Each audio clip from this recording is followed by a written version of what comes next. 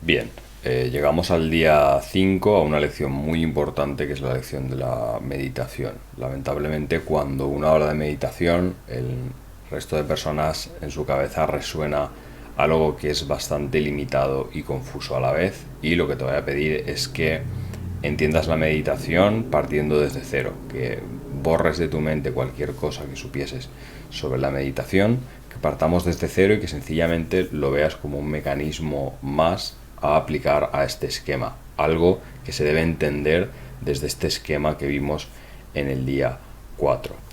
Repasando un poco este esquema, el cuadrado superior es tu normalidad, viene a ser un estado neuroquímico, un estado fisiológico, lo vamos a llamar un estado. El segundo cuadrado es una alteración, la tercera fase es una reacción emocional, que es la producida por ese desvío de nuestra normalidad. La reacción emocional provoca una visión de túnel donde solo vemos opciones limitadas, que pensamos que son todas, y a partir de ahí tomamos una decisión que racionalizamos, es decir, que justificamos que es la mejor cuando en realidad es simplemente la que nuestro cerebro utiliza como herramienta para volver a su estado más cómodo, a su estado normal. La meditación es la forma más eficiente, rápida, sencilla, barata de cambiar el estado normal de nuestro cerebro. Consecuentemente, implica incomodidad, ¿ok? No es la misma incomodidad que pueda suponer un entrenamiento de gimnasio o hacer day game, pero es incómodo y por eso la mayoría de personas sienten que no saben meditar, porque no pasan de esa primera fase donde no están contentos con la postura que tienen, les molesta una rodilla, les molesta un pie, les pica la cara, les vienen pensamientos constantemente. Eso también es incomodidad, eso también es una forma de tu cerebro de reaccionar, en este caso tanto emocional como intelectualmente, produciendo discursos en tu cerebro que te lleven a tomar decisiones para que el cerebro vuelva a la normalidad. Una decisión del tipo: voy a dejar de meditar porque esto no funciona, voy a abrir los ojos y voy a parar esta cinta porque esto no funciona.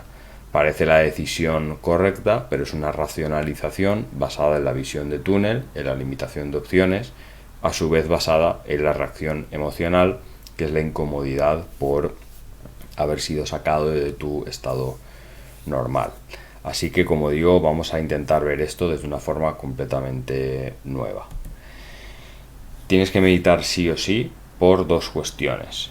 Primero, por lo que vamos a llamar deuda parasimpática. Si has visto todos los vídeos que hemos hecho hasta ahora, habrás visto el vídeo sobre el daño del PMO y te habrás dado cuenta de que la mayoría de actividades que solemos realizar, incluido el PMO, pero también por nuestro estilo de vida, lo que hacemos es sobreactivar el sistema nervioso simpático y debilitar el sistema nervioso parasimpático. Una de las mejores maneras de entrenarlo es la meditación. Entonces, tenemos una deuda parasimpática, tenemos que fortalecer el sistema nervioso parasimpático, porque si no vamos a estar en un estado catabólico y destructivo constante. Entonces, hay que tener esto en cuenta cuando nos planteemos cosas como cada cuánto medito, cómo medito, cuándo medito, etcétera, etcétera. Cuando uno tiene una deuda, tiene que pagar todo lo que pueda lo antes posible. Por eso, aunque por un lado el hecho de meditar por 5 o 10 minutos es más fácil a la hora de establecer un hábito a largo plazo, hay que tener en cuenta que cuanto más puedas pagar en un primer momento, mejor. Esto cualquiera que sepa un poco cómo funciona la deuda y el interés sabe cómo es. A su vez tenemos una deuda de dopamina, tenemos un sistema de dopamina excesivamente activado, entrenado para sobreactivarse, y esa sobreactivación por metabolización acaba produciendo hormonas del estrés, con lo cual tenemos que pagar esa deuda de dopamina sanando esos sistemas, activando los elementos, los circuitos, los procesos del cuerpo que hacen precisamente lo contrario, la desactivación del sistema nervioso. Así que, en cuanto a los tiempos, lo más importante, empezando por la hora del día, es que sea regular. No es mejor hacerlo a una hora determinada ni peor hacerlo a otra. El caso es que lo hagas. La base de la pirámide siempre es la adherencia. Si lees un estudio científico que te dice que es mejor hacerlo cuando te despiertes, pero por tus circunstancias cuando te despiertas no te viene bien y a lo mejor precisamente porque te fuerzas a hacerlo por la mañana, te pierdes la meditación un par de días, no tiene sentido. Es mejor que hubieses hecho todos los días la meditación a una hora que no es la perfecta. No buscamos la perfección, buscamos hacerlo todos los días, integrarlo en tu vida de la mejor manera posible. ¿Cuánto tiempo? La meditación que yo te voy a entregar, y es la que quiero que sigas, dura una media hora. Es 20 minutos de meditación guiada y unos 10 minutos donde te dejo que sigas las instrucciones sin que yo te las esté repitiendo. Aquí la cuestión es la siguiente. Hay que meditar sí o sí. No hay trampas, no hay consejos, no hay trucos, no hay atajos. Es la herramienta que hay que utilizar, ¿vale? Y cuando estamos obligados a hacer algo, solo hay un camino, ¿por qué no hacerlo bien?